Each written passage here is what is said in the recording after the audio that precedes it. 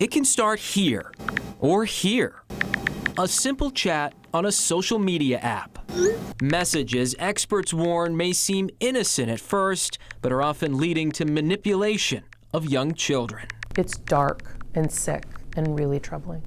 And they say this type of electronic exploitation is happening every day across the country, including here in Maine. It is really serious, and it can bring great harm to your child. Darcy McElwee is U.S. Attorney for the District of Maine, and she says child exploitation is the #1 crime her office is seeing right now. There's just more access to these kids than there was before, and these perpetrators, who are often looking for money, they don't care. They're indiscriminate.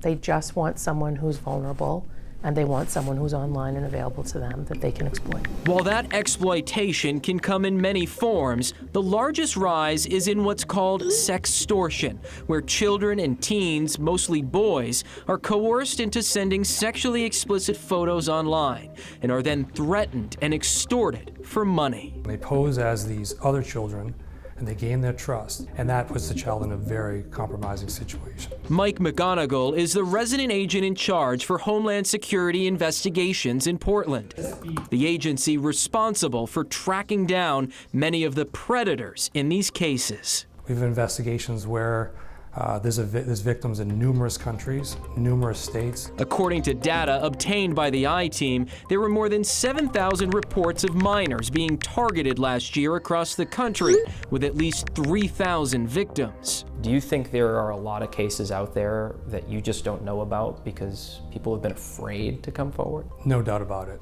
absolutely. But some victims have taken that difficult step, including here in Maine for a case in 2020, which led to the conviction of a children's tennis coach from Florida.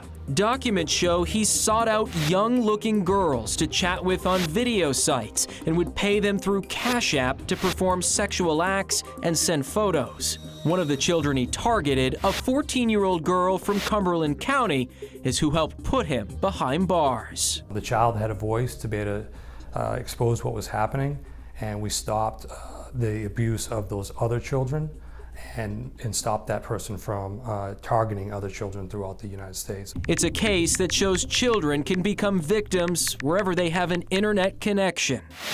It's just equal opportunity. The internet has just exploded, and more kids are online. With that number only expected to rise, the experts say education about risks and warning signs will be key to preventing these trends from getting worse. Every parent out there talks to their kid from a young age about you don't talk to strangers, you don't get into the van or the vehicle of a stranger.